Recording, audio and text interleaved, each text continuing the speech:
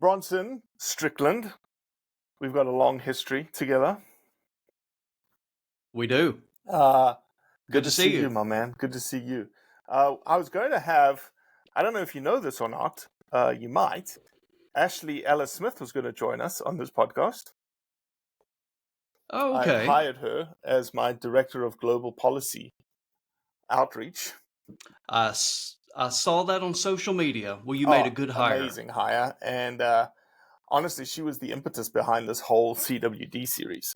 We were sitting on a podcast together. Okay. And as we all know, Ashley has some very strong opinions of things. He's going to kill me for saying that. I didn't say that, Ashley. I said it. And I have, it's funny, and I'm obviously a scientist, and she said it, and she'll probably say it again. She's like, Robbie, I question things more than you do, and you're the scientist here. And I said, I question things differently now, which is weird. It's like, I'm still true to the science, but I don't know if it's a factor of the world that I live in, the social media world that I live in, the writ large world that we all live in. How do you believe what you see when you see it? Even science today, Bronson, this thing that's supposed to be untouchable, unscrupulous, unbiased. I'm dealing with a letter to the editor of Science, the highest of the high of our academic endeavors, that was very biased towards the subject, not the subject that we're talking about today. And I know of 7 responses from academics to that letter that have been rejected. That's a problem. Different viewpoint. Yeah, that's a problem. Anyway, that's why in this sort of CWD landscape, it's like, geez, who do you believe, man? And is it true? Is it not true? And, we've released, I don't know, where your podcast is going to fit in the whole scheme of the CWD series. But I released, anytime we talk about CWD, and I'm sure it happens the same thing with you, everybody has an opinion. Everybody comes out the woodwork. And I've received emails saying, man, I love this podcast, but the Gary, I just had a guy called Gary Pusateri on, and his company is called Dreaminomics. And the idea is about sequencing diseases. It's a human-based company that looks to sequence genes for breast cancer, early detection of breast cancer. And they're like, can you do the same thing for CWD? And they need blood to do it. Super interesting concept. I don't know if it's even possible or probable or the future. I don't know. Let's hope it is. Let's hope it is. Do you think, let me ask this. I've obviously got some big questions for you, but let's start with it. What is the holy grail when it comes to CWD?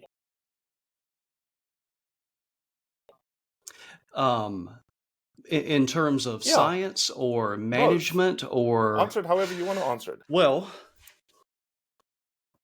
I would say the holy grail would be figuring out of the most transmissible route. This is just the way I think about it. So there is the overlap of science and management here. First of all, if we could determine the most common method that the disease is transmitted, currently we can't. Let me give you a real good example that we would probably get into later. Let's look at the issue of supplemental feeding. That is where the claws come out. At least in my neck of the woods in Mississippi and with hunters, it's all this about CWD. But now when you start restricting what I can do, and specifically with supplemental feeding and or baiting, what we don't know right now is we know that supplemental feeding is a viable mechanism for disease transfer from one animal to another. It's very logical. To me, it is very obvious that is a mechanism and a way it can happen. But what we don't know is how often. Does that represent 1% of transfer, 50% of transfer? So, and I actually asked at a conference, a deer conference about a year ago, a CWD expert, a bona fide, the biology, ecology of CWD, are we ever going to have a mechanism where we can determine how the animal got the disease? And he simply said, with today's technology and techniques, we're not there yet. But once we were able to figure out, is it from feeding? Is it within buck bachelor groups and them grooming each other? Is, like we have documented here at the MSU Deer Lab, prions are even on the licking branches of scrapes. So we have demonstrated conceptually that is a way the disease can be transferred, but we don't know how prevalent, how common that is. So once science figures out this is the most common way, then management could better address that, or we hope that it could. So in my little limited world, the way I see it, that would be my holy grail. Well, Bronson Strickland, welcome to the Bill Origins podcast. As I typically always do, terrible job of introducing people. Getting to questions that I always like to start with. But Bronson, please introduce yourself, who you are, what you do. Okay, as Robbie said, my name is Bronson Strickland. I am a professor. I'm an extension wildlife specialist, and I'm a professor at Mississippi State University. I am co-director of the MSU Deer Lab. And the MSU Deer Lab, we focus on all things science, all things research, and all things outreach relative to whitetail deer management. And our job is what we strive to always do is conduct research that is meaningful with implications for our state wildlife agencies, our stakeholders, and then ultimately to hunters and landowners. That's what we strive to do. I can add on top of that, one of the best extension deer biologists in the country, sir. And aren't you just the director now? Damaris is retired. Aren't you like the director? I guess for some period of time, I'm the de facto director because Steve is retired. Funny, I saw those retirement pictures of Steve on Facebook, and I wrote this comment in there, and I said, when I was a professor at State, and that's how me and you know each other, we were professors at Mississippi State and the Wildlife and Fisheries Department at the same time. My greatest Steve Damaris story is that he walked into my office one morning and he put the Delta magazine in front of me. And he's like, man, this is a really good deer article that you wrote. And I was the water quality researcher / extension / teacher, whatever I was. And I wrote the article because I was pissed off because it was a 6-to-1 doe ratio where I went hunting and they said, you're not allowed to kill a doe. And I was like, this is ridiculous. And he goes, that was a great deer article, but you need to stay in your lane.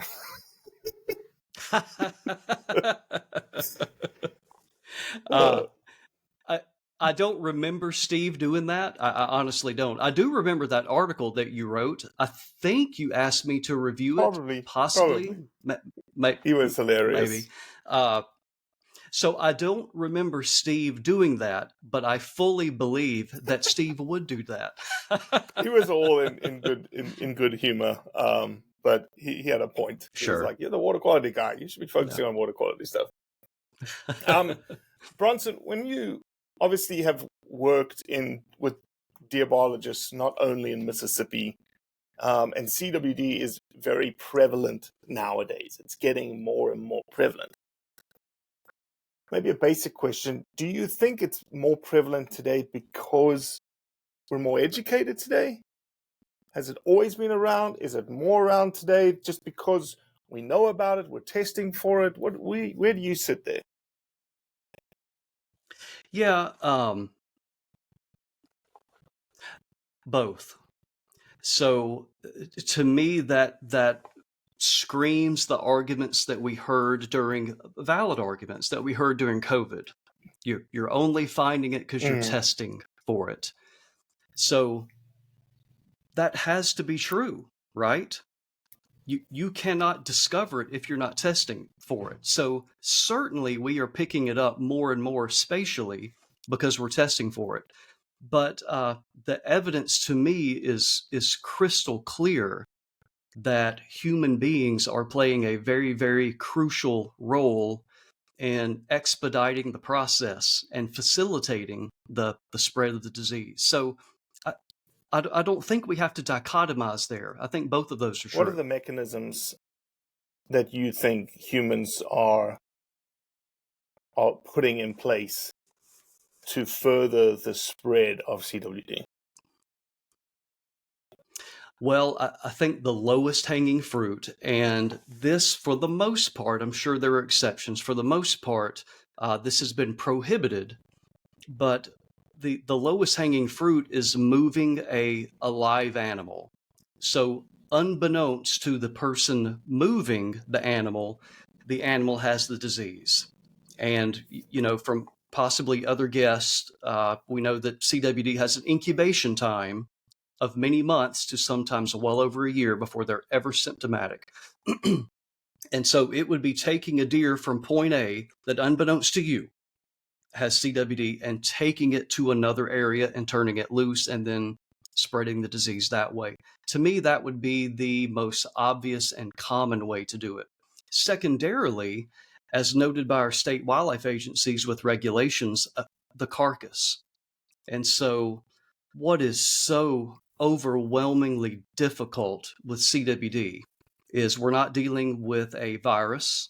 We're not dealing with the bacteria, things that require a living host to propagate themselves and to live, is that we're dealing with a protein, a prion that can live on its own for many, many, many years. And so there is strong evidence that a viable mechanism of establishing CWD in a new area could be from a diseased carcass. But getting back to what I said earlier, Robbie, about the Holy Grail, wouldn't it be fantastic if there was a scientific way that you could determine exactly what was the mechanism for CWD getting to a new area? So this is one of those frustrating things that I can see the hunting public pushing back a little bit. Is the way I frame these arguments are, we've got things that are possible and we've got things that are probable. And right now we don't know what are the probable mechanisms for some of these the ways that CWD can be spread. That's what's really frustrating and hard for a lot of people. So I'm sure, obviously, you live in the science world. Has science shown, let's just talk about that first one, live animal transport, or is it more logic that has shown that to be one of the primary mechanisms? Yeah, one great example, there's a lot. But to me, it's like, this is just really, really obvious, such that if you doubt this one, there's nothing I can provide to you that you're going to believe. But when deer, I believe, don't quote me on this, I believe it was red deer, taken to South Korea. And then in South Korea, we have an outbreak in a facility of CWD. Those prions were not there. Those were taken from a live animal from point A to point B, and now they have a population with CWD. So to me, that demonstrates the mechanism is very viable. Yeah. So live animal transport, we've talked about that. We've talked about supplemental feeding. Is there science out there that shows here? I know it's difficult, right, in terms of controls and treatments and all that kind of stuff. But is there any science there? The science, and excuse me for talking about the MSU Deer Lab here. I wouldn't expect anything less. We recently completed a study looking at this, and so we took brand new, out of the box feeders to an area where CWD is present in Mississippi, and then we had 3 different setups with that. We filled the feeder with proper permitting from our state wildlife agency. We filled those feeders up and let deer come and go and feed there as they would. We also set up a feeder to where we excluded deer, but we allowed small mammals, meaning raccoon, to go to and from various feeders. And then we had a control where we took it out of the box, put a fence around it, completely excluded everything, including raccoons. And then we tested those feeders via the swabbing it, the mouthpiece part of the feeder, and using the RT Quick methodology. And over time, we immediately were able to document CWD prions on the corn feeder that was available to deer. Within, I think our first sampling period was 4 weeks. So within 4 weeks of animals, deer feeding on in a CWD known zone, not that you knew that there was CWD, that the specific deer had CWD, it was just in an identified zone, you detected CWD on the feeders. That's correct. Damn. Yes. The prions that lead to the disease. And obviously you tested the feeders when they came out the box. Yes. Yeah. They did not come with CWD. They were out of the box, cleaned. Yeah. But there is a little story there too. We were also on the feeders that were excluded by deer via raccoon. We were also able to detect prions there as well. So raccoons facilitating them carrying it on their body from point A to point B. Does CWD affect raccoons? We don't think so. There's no evidence at this point to suggest it's affecting anything. And science has known for many, many years that a lot of, for example, something like a coyote can consume CWD infected meat and it will pass it out as scat later. And again, when you start thinking about this, if that is a really viable mechanism for spreading the disease, it's overwhelming to think about how do you control it and manage for it. The other part of that story is... I get you've heard this story because obviously it was a part of the sort of CWD story in Mississippi. You know, supplemental feeding of cattle.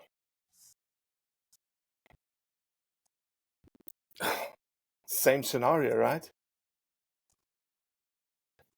Potentially. Potentially, yeah. If multiple deer were going to a cattle feeder, then yes, that could be a mechanism. Yeah. Man, that is wild.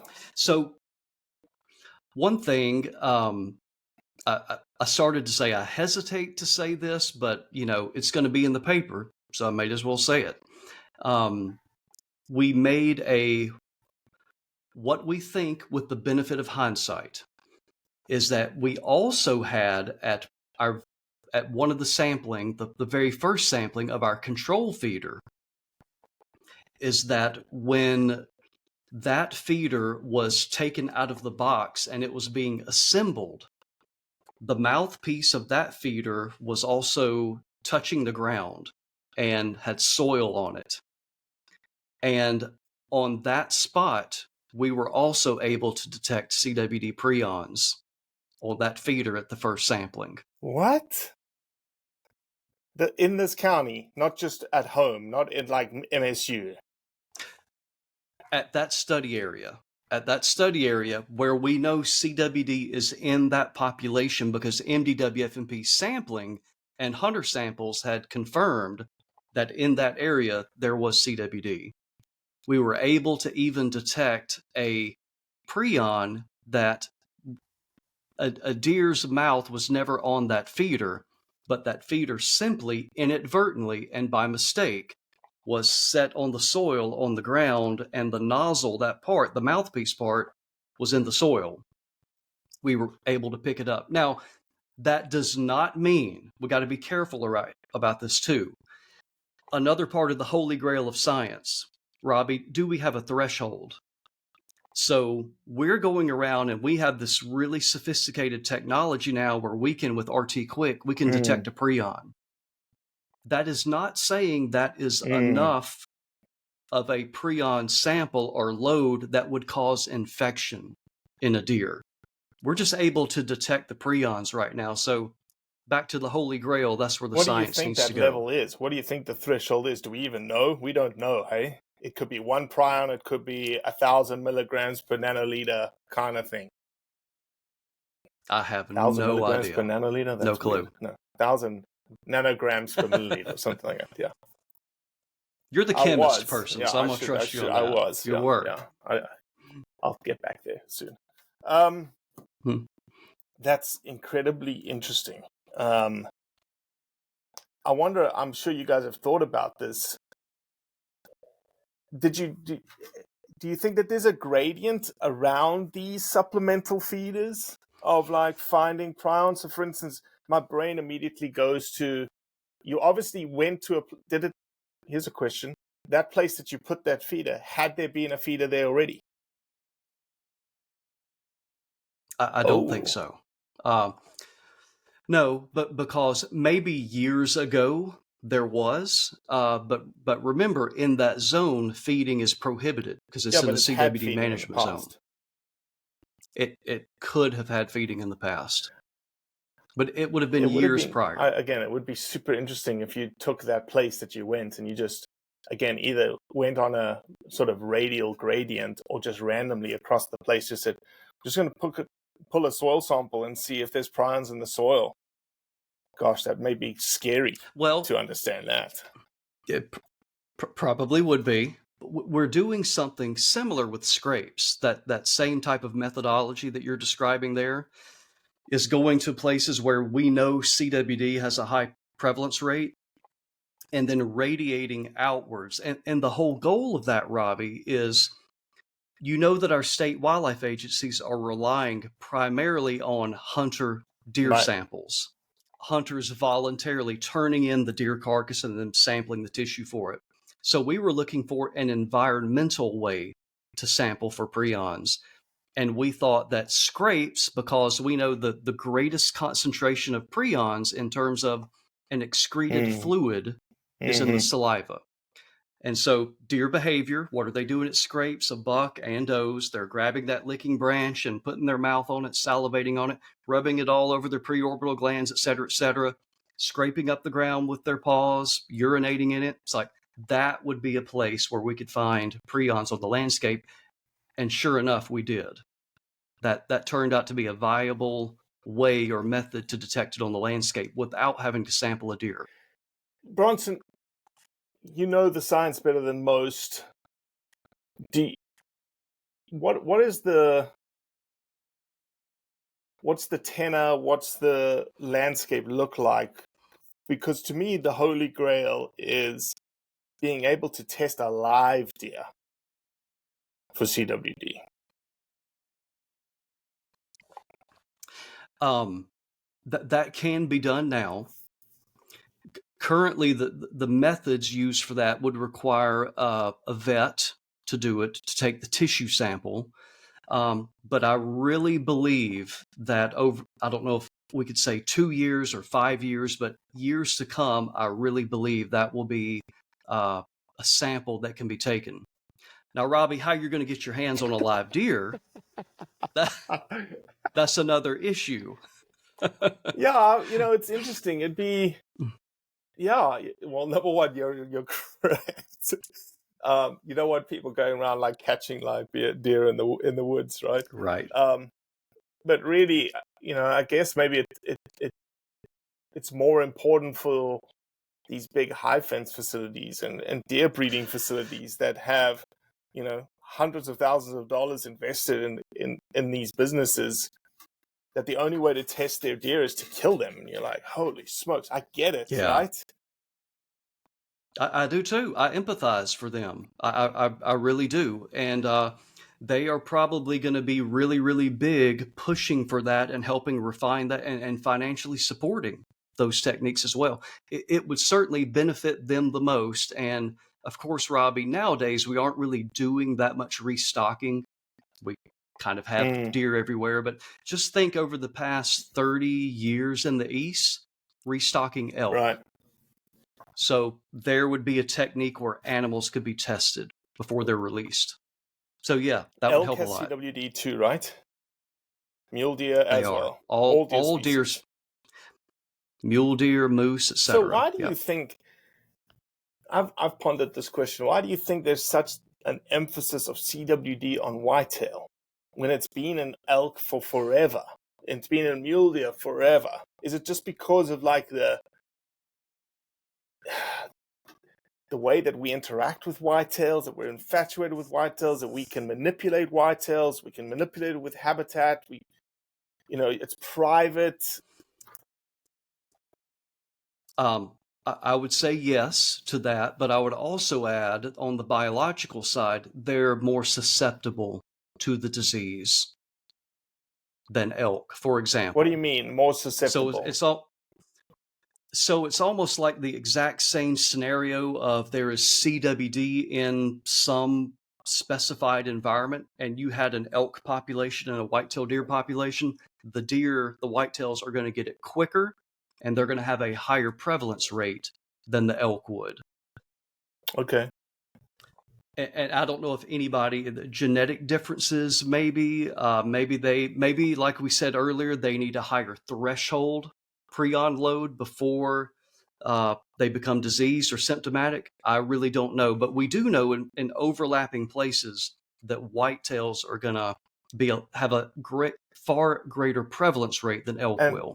Potential next step being lethality of CWD for that elk species or deer species, really. Yeah. And then, as you mentioned, because we interact with the deer, it affects so many more people in the eastern U.S., is that the repercussions of when it starts affecting population level dynamics, in other words, the herd starts declining, doe harvest is no longer an option. That is going to impact a lot more people. Because of human thought process around the disease. There's a lot more whitetail hunters than elk hunters. We harvest and utilize the meat from a lot more whitetail than we do from elk. Yeah, I think it affects more people. Here's my other big question, and I'm glad you teed it up. Do you think CWD is the nail in the coffin for whitetail hunting? I do not. I think, not to deviate from your question too much, but if you want to think over the past 100 years, it's like every generation of deer biologists has had a new challenge. If you want to step it back to the 1930s, 40s, etc., the endeavor there was restocking. How do we get deer back on the landscape? And then setting up management for that. I remember in my career, when it was beginning, was, if you remember, Robbie, if you were even here at that time, that was when coyotes were all the talk, the impacts of predators. And I remember I was a younger biologist professional, and an older professional at a meeting patted me on the back and was like, "I'm so sorry.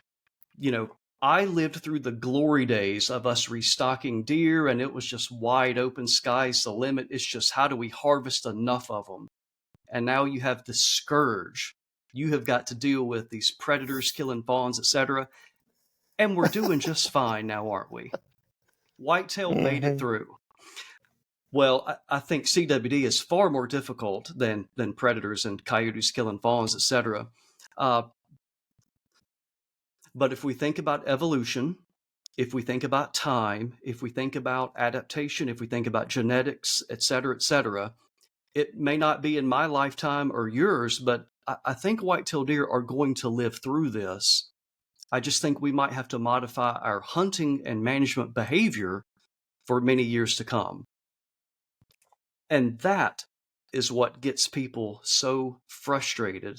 And to me, that is, Robbie, it's difficult for me as a biologist when I can sit here as a professional reviewing the science, and hunters in no way, shape, or form ever doubt anything that I say about EHD, hemorrhagic disease. Or genetics and antler growth. That's right. But when it comes to CWD, So with EHD, the way I like to think about it, the way I have reconciled it in my mind is EHD is immediate, EHD is tangible. You do not have to be an expert. You can just be a hunter, and you can see if you're in the Midwest and there's been an EHD outbreak. Yep, that is real. I saw it. There's 10 deer dead, on my property. But then if I were to come in and say, all right, we've got CWD is around your property or in the neighborhood, and over time, in the next decade, you're going to see some changes. And to help slow that down, we're going to maybe take away some of the things you like to do, like baiting, like supplemental feeding. The response of most or even people is to increase call your doe bull. harvest, right? Lock down the density. Increasing your doe harvest. That's right. Because they have not seen firsthand, they have not seen or touched the manifestation of the disease on the place they hunt. And people just have a hard time accepting that. And if you'll let me continue with my rant. Always, this is your podcast, baby. Now, we were talking about science. Now, go to YouTube, go to social media, and try to find the right answer.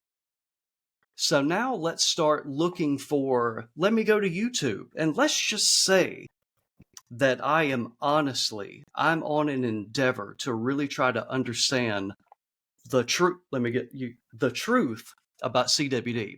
So why don't you type that into YouTube? The truth about CWD. I bet you get a bunch of stuff.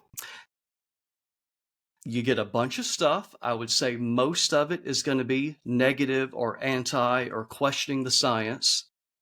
And then we're going to go down the social media algorithm to where it's going to feed you like-minded content. And so now we've gone down the logical fallacy of confirmation bias. And so now you just keep getting reaffirmed and reaffirmed and reaffirmed with what you wanted to hear. And so you end up after this endeavor to try to find the truth with this CWD is a bunch of crap. I don't believe it. This is government conspiracy. Yeah, that's really what's different about this day and age. That's a challenge. Yeah, it's like it's the social dilemma, but now it's the social dilemma with the route of deer biology management and this CWD disease. Exactly. Bronson, CWD is not always lethal, right? Incorrect. What? You set me up there. 100% lethal. Again, one of those difficulties people have a hard time with. And I hear so many influencers in the hunting community talk about these things. CWD is 100% lethal, but the amount of time that it may take to cause death may be 6 months, 18 months, 24 months. The other issue is CWD facilitates the manifestation of other diseases.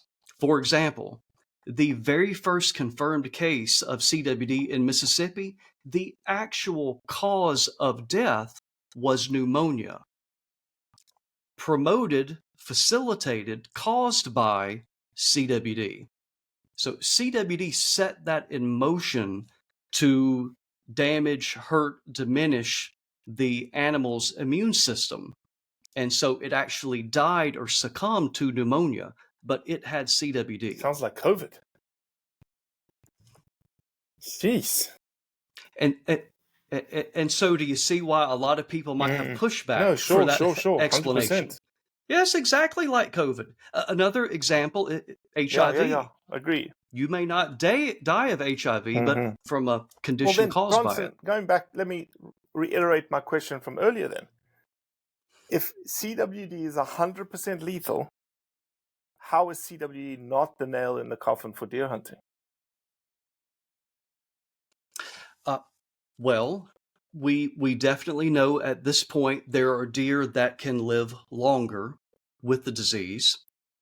So as long as deer are able to live long enough to have reproductive events, to have fawns and maintain a population, we're also looking at this on a human time scale and not a more of an evolutionary time scale. But we got a big wide range of white-tailed deer.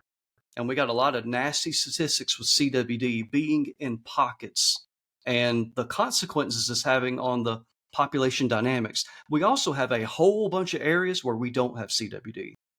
So we've got time there. And as you said, even in if there's no live deer being moved by human activity, and you know better than anyone, what would you typically see from a white-tailed deer ranging sort of capabilities? Are we talking tens of square mile radius or hundreds of square miles of radius? What are we talking? I would say tens. The biggest dispersal event on normal deer, and I'll get back to why I'm saying normal deer. Normal deer, the big dispersal event is going to be for yearling bucks. And so a yearling, about a year to a year and a half of age, the mother is going to kick that buck away and he's going to leave and go set up his own territory and home range. That's going to be a couple miles, typically. Depends on the landscape composition, but it's usually a few miles. So that is typically where we kind of see the footprint of a family unit is spreading at that rate. The difference is what we would call a mobile buck. And that's some of the examples people probably seen on social media where we have some of these bucks that do these extraordinary things we can't explain, like a buck in Mississippi that'll spend his fall and winter in Mississippi, and then come February, he crosses the Mississippi River and goes 20 miles away into Louisiana. So there are those instances where, bucks and deer can range further away. But to the example you gave earlier, kind of the spatial footprint, tens of square miles, not hundreds. Yeah, so there is potential for, again, we don't know the data, right? We don't know if, for instance, CWD knocks out a deer population in a specific area. How persistent is that prion in the soil over time? It may be a decade, it may be 10 decades. We have no idea. Yeah. So we know from a captive situation, and that goes all the way back to Colorado when this was discovered. We know in a captive situation, it could be a couple years that deer pen could be fallow, meaning no deer, and try to disinfect it and remove the topsoil, et cetera, put some deer back in there and they get CWD. That is a pen. That is essentially a laboratory setting, though. We don't know what it's going to be in the real world free range. Yeah, it's and you obviously put climate on top of it, and humidity and all those things that we know that could be covariates in that. Who knows what happens? Interactions with soil activity, all things that may slow or bind the prion. I mean, there's so many environmental variables we just don't know. Bronson, if you had to look into a crystal ball and say, okay, I'm 10 years down the road or 20 years down the road, where are we when it comes to CWD?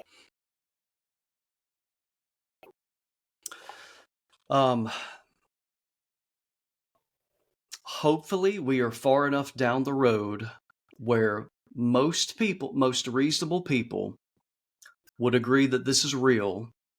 And this is something that we have to... When somebody says it's not real, what are they... Sorry to cut you off. Very thoughtful response. But when they say it's not real, what do you mean it's not real? They can't see it? They don't understand the deer dying from CWD? They're like, there's not really CWD there? Yeah, for the most part. So even in a place where the state agency, which that type of person would say the government is saying CWD is here, but I'm not seeing any difference. I'm still seeing deer. I'm still killing bucks. I'm still seeing fawns. So this is just more of that government oversight or government conspiracy. What I can't do on my property. Okay. Yeah, stuff like that. And something that I see reported all the time too, Robbie, by frankly some people I don't understand why they say this, is it's a little bit of a red herring. And so there will be some people that I would think would know better would say, I'll use Mississippi as an example. Let me pull that up here. Mississippi's CWD dashboard on their website. If you look, so this is a spatial scale issue. Some people would look at this result in Mississippi and go, the prevalence of CWD is less than 1%. It's 0.659. Whoop-de-doo. Yeah, super low So prevalence. What? On a statewide basis. Now, go to that person in Benton or Marshall County, Mississippi, where they might, in over a couple thousand acres or tens of thousands of acres, they have a prevalence rate of 30, 40, 50% of harvested bucks. Tell them it's no big deal. Right. Go right across the line into Tennessee, at kind of ground zero, the epicenter of where we found this and it's radiating out for, where 60% of your bucks have CWD. Tell them it's no big deal.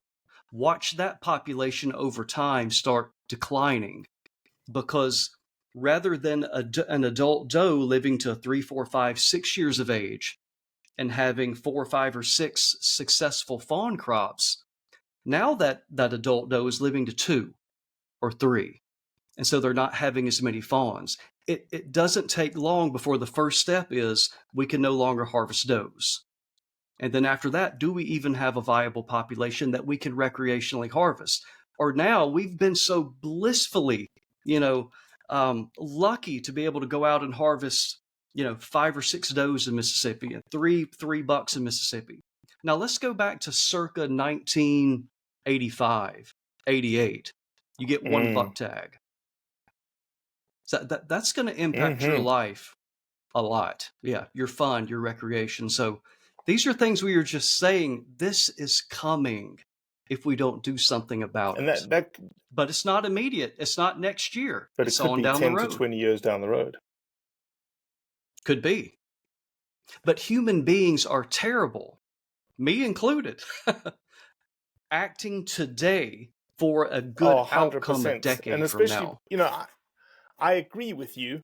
I think, though, if you can couch it, and I'll use Austin Booth in Arkansas as an example, he probably took one of the most courageous steps of any director of any state game agency in the country when he said the most popular public duck hunting place in arguably the world, and he goes, we're going to reduce the water levels by 25% on it to save the red oaks for our future generations so that they can duck hunt. Now, obviously, there was a lot of other things that went with it. He took a hearts and minds approach. He didn't took like a sort of brawn approach. But that is a very powerful mechanism to speak to people around deer. Like, okay, look, you're in the golden years right now. Here's a prediction. Let's just run some population. I'm sure you've got some very astute biostatisticians. Not that you're not an astute biostatistician, but not. Do some population modeling exercises and go, okay, let's just assume your lambda, your growth rate is going to be less than 1, and let's just plot this out. In 20 years' time, when your kid right now that's about to be born is 20, he's about to have his first kid. Oh, there's not enough deer for him to actually have a doe harvest anymore. He can have a buck if we don't do something about it.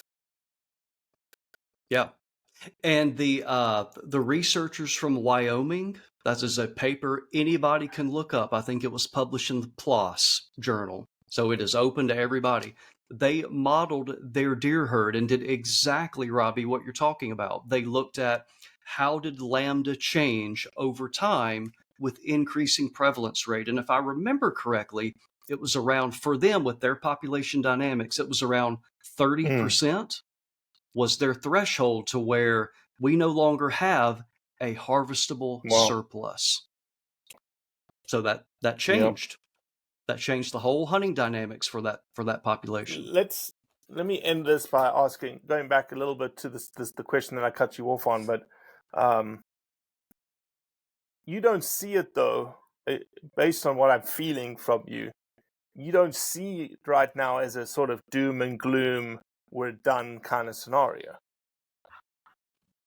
I do not. No. I have faith in deer. I have faith in science, and I have faith in our deer biologists and hunters to manage this. I really do. That's awesome. That's awesome. Yeah. Well, Bronson, I appreciate you, man. I'm a big fan of you, and I know that you are moving on to bigger and greater things here in the future. But yeah, you've been a stalwart in the deer biology game for a long time, and I really appreciate and respect your opinion on these kinds of things. Well, thank you, Robbie. That means a lot for you to say that, and the respect is 100% mutual. So thank you for what you're doing, and I appreciate the opportunity to be here.